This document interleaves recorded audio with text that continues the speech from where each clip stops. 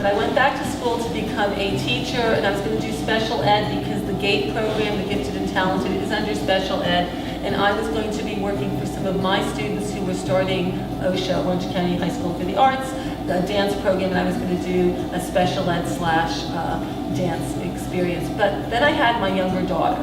My older daughter's a lawyer, and she didn't have any issues. And you always feel like a great mother when you have kids who have no issues because you don't do anything except, ground them when they're being disobedient. And the younger one was born, and before she was a year old, had a diagnosis of Asperger's syndrome, which was, and she's 24 now. This was like a new diagnosis. I'd say that people would say, God bless you. My husband diagnosed her, and then with him was our closest friends, and Stavi Monkar. She's a very big name in Orange County in autism. So you just had all these people, and they're saying there's something wrong with this kid. So we put her in public school, the same teachers as her older sister, and you could tell it was not working. So we, Mark, who knew Prentice because he was going to all these board meetings, said, why don't you go with Dory in the summer, and why don't you take the training? I know you're not going to do anything with this, but just take the training, you can help her, and let's see if this would work out for her to be going to the school. So I said, that's not a problem, and I did the training for teaching, to be a teacher there, and Dory went to the training. And then basically when I looked for the letter of recommendation for the boss, who was at that time the founder of the school, Nancy Royal, she said, don't take a letter of recommendation, just work here. So I started working at the school as a teacher, and Dory came to the school. Dory really functionally could not write. She couldn't write when she was, she couldn't read, she couldn't do anything, she was completely illiterate, and she started in the 2nd grade with really good teaching in a very good school in Irvine. Before then, and they couldn't crack the code. She was an English major in college at Whittier College. She's now started graduate school at Rutgers in library science and information technology. She's a very literate person. She's probably one of the most literate. She reads probably 2 novels a week. So part of that is the incredible teaching, and part of that is we're realizing that we didn't have in those days is the research that shows you get kids young enough and you can actually literally change the brain, because she has no problem reading anything. So I was teaching, and I taught at Prentice for 9 years. When Dory left, it was kind of traumatic to not have her at my school anymore, but there were still other kids to teach. And then 9 years ago, everybody sort of stepped back, and I was still standing, and I ended up running the junior high. And I like to say, the asylum always looks different when the inmates run it. So we really have completely re-envisioned junior high, and really our whole high school experience from what it was. I'm real lucky because Carol and I, who don't always agree on everything, totally agree on where we want these kids to go, because both of us have older kids. She's a grandmother already.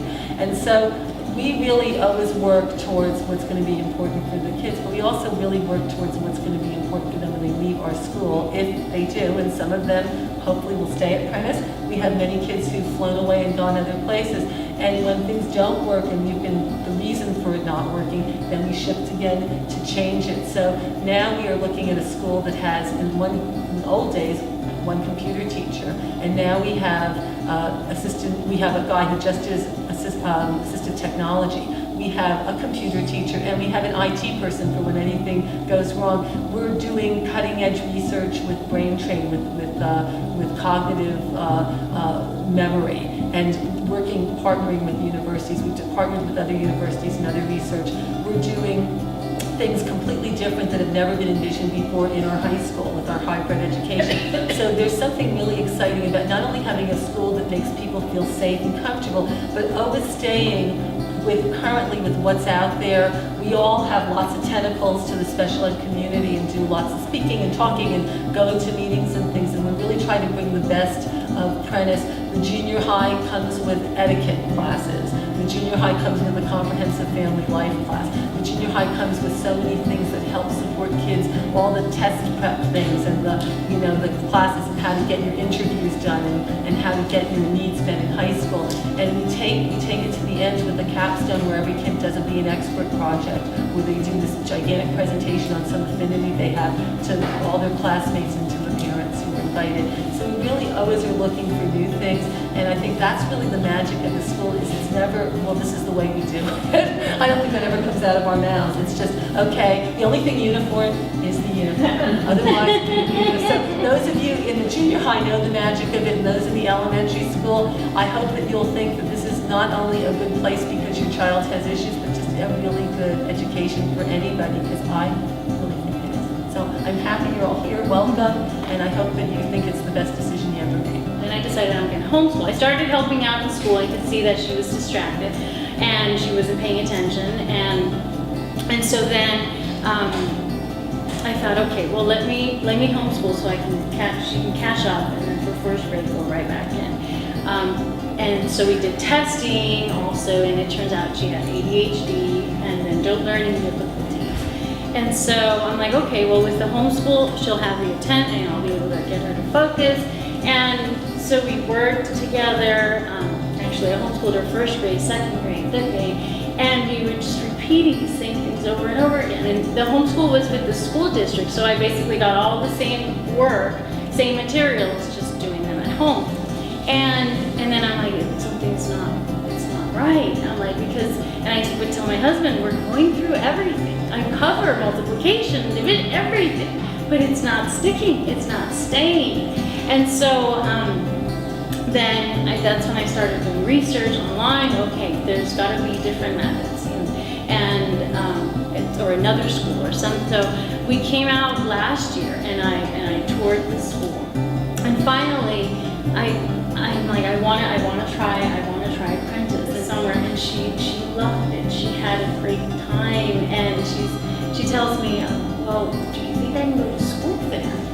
And so this is coming from her. I'm like, yes, we'll try, we'll go, we'll look. And so now, and she loves it. She's enjoying it so much. She tells me the other day, she says, can I go there for sixth grade? She says, I get to be on my own, I get to meet teachers, I get to meet friends. She's like, and I like it. She's like, this is good. And so my husband, who never believed, didn't believe that there would be any school out there that would understand her and be able to, and he would always tell me, she's not going to go back into the school system. She's not going to have her self-esteem affected. It's incredible to have found a place that she's comfortable, she's learning, she's excited about, and so we're very thankful.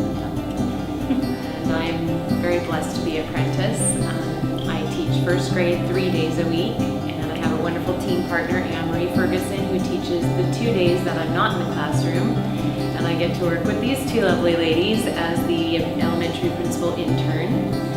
And my experience stems back to probably 16 years ago when I first started teaching in the public school system.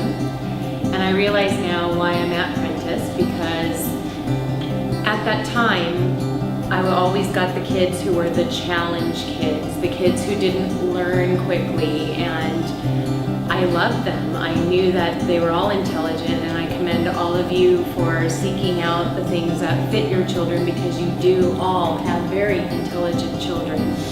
They just learn differently. And so I kind of was teaching the Prentice way all along, and found this place and met with Carol, and I found home now. This is a place where I always belonged. It is a place that I love to come to work every day, and I'm very blessed. And I think we all look back on our own lives and think where we struggled. And I was a Providence speech and hearing child. I had hearing deficiencies in my ear and was trained, and so I overcame that. I don't remember it really because I was 2, but I don't know that it impacted too many things. I was always an excellent student. I always was great on stage, but to this day, sometimes I have to read and reread because I'm so busy just reading with fluency, and everything sounds so wonderful, and that I forget the meaning behind what I'm actually reading. So, I catch myself doing things too, and when I finally got the Slingerland approach, everything that I learned rotely, real quickly, I just saw it once and I knew it. But now I understand what my brain is doing, and for these kids, they need to see that, because we can't take for granted that they just automatically get it. We have to teach their brain as to why it works the way it does. And I just love my job every day. So I thank you all for not only being here today, but for being part of our family. But I'm excited to be there, and again, with all the research they're doing now, we're not going to sit and say we're going to stay this way. We're going to continue to grow and learn and develop our programs so that we can give these kids the best education, and so every single one of them can be whatever they want to be as they go forward. They all have so much to offer. So I feel privileged to be there.